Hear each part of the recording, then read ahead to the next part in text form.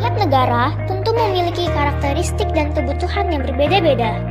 Kebutuhan sosial, politik ekonomi, maupun bidang lainnya menuntut suatu negara untuk berperan aktif dalam melakukan kerjasama antar negara. Dapat disimpulkan bahwa kerjasama adalah menjalin hubungan dua negara atau lebih demi mencapai kesepakatan.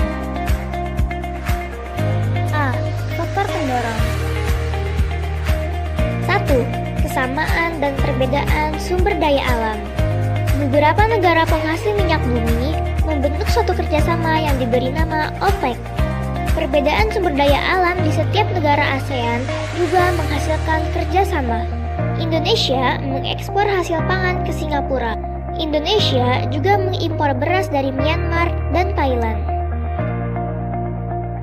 2. Kesamaan wilayah kondisi geografis. Beberapa negara di suatu kawasan pada umumnya mengadakan kerjasama untuk menjaga stabilitas dan keamanan negara. B. Faktor penghambat. 1. Perbedaan ideologi negara. Ada beberapa negara yang tidak membuka dirinya terhadap negara lain. Oleh sebab itu, negara tersebut tidak bisa bekerja sama dengan negara lain.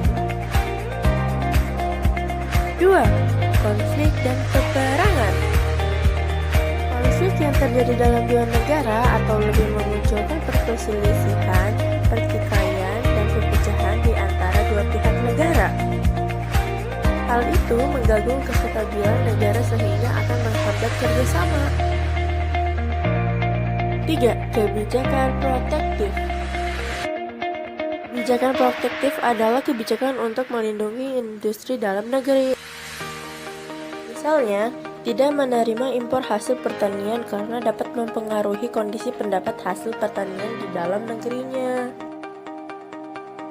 4. Perbedaan kepentingan tiap negara. Tidak semua negara memiliki kepentingan dan kebutuhan yang sama.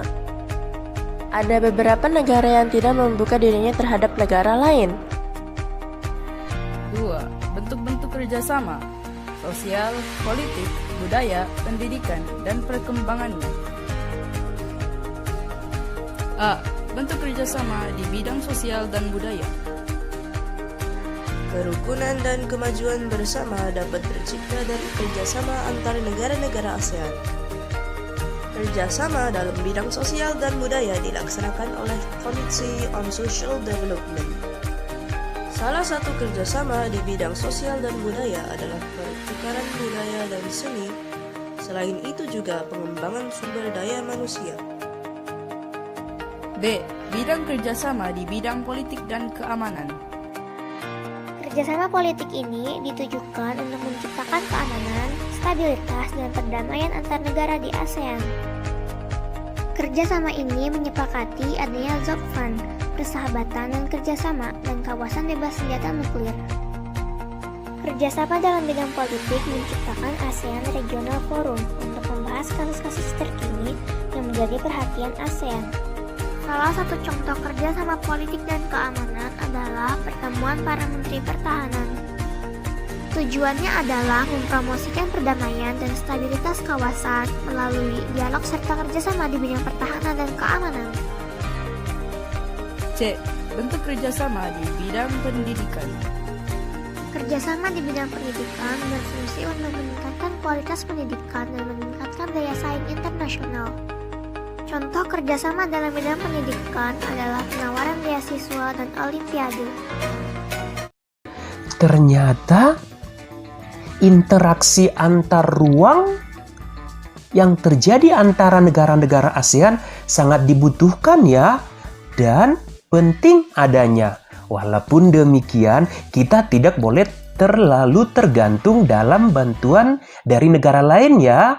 Ayo kamu sahabat semua, sebagai generasi penerus bangsa, kita harus rajin belajar supaya negara kita mampu memenuhi kebutuhannya sendiri. Demikian video kita pada pertemuan kali ini. Semoga bermanfaat.